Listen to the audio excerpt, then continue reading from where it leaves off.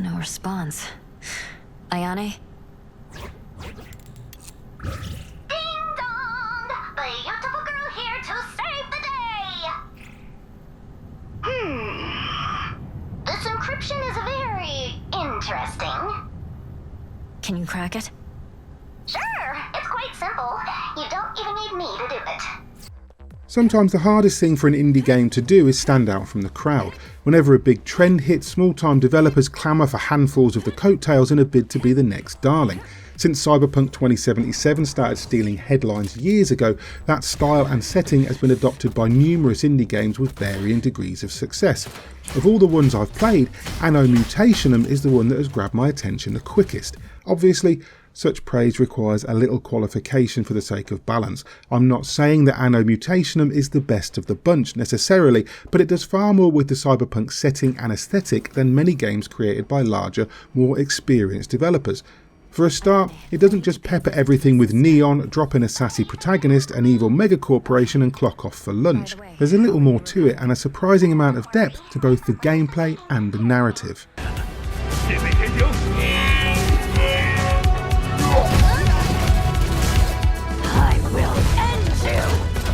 Remember last time the Consortium opened the gate? Hinterland is much more dangerous than you realize. Take it out. Its strength. You play Anne Flores, a security and combat specialist living in the futuristic Skop city. The plot follows the disappearance of her brother Ryan and the subsequent search.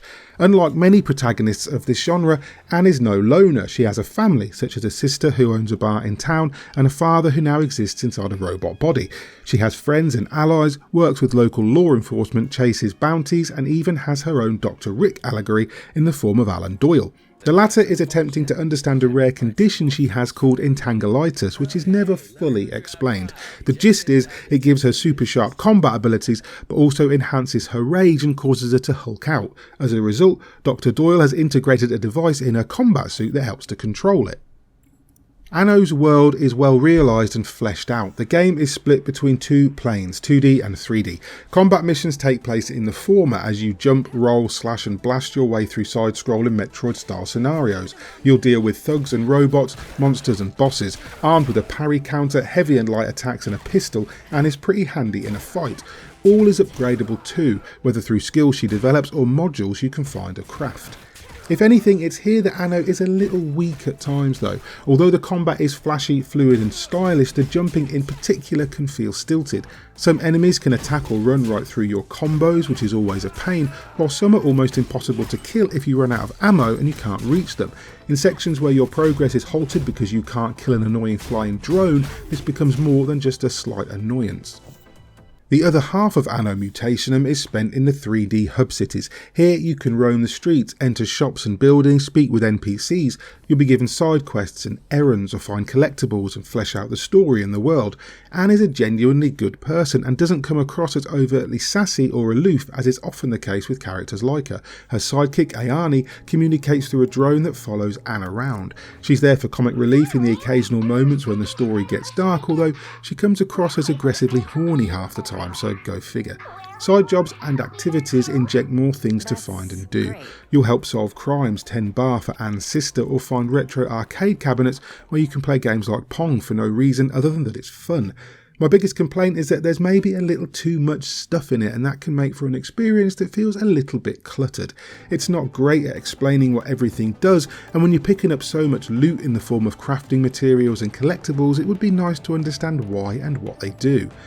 There's also the issue of awkwardness when switching to the 3D space, and can easily get stuck on objects like stair railings and doorways, which isn't game breaking but can be irritating, and the solutions to some of the side missions are a little bit too obscure for me.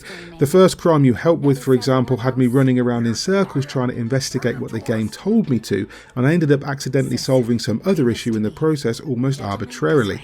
The immersion takes a hit when this happens, or when the game insists on making you watch Anne ride elevators without even turning on the music.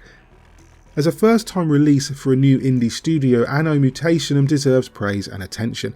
The title might sound like a pretentious synthwave album name, but the world building, writing and action make up for the few shortcomings in design. As it stands, it's a confident, compelling adventure through a rich new world, and I hope we see more of Ann & Co in the future, which is why I'm scoring it an 8.5 out of 10.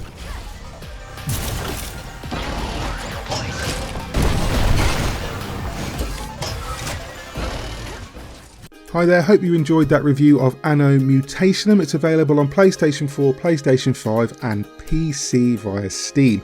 If you like the review, please hit like and subscribe, maybe tag that bell icon too so you're kept up to date with everything we post going forward. And if you want to support us via Patreon, you can go ahead and do that. We appreciate everything that you guys do for us. In the meantime, I've been Mick Fraser for God is a Geek, and you guys have been lovely. Bye.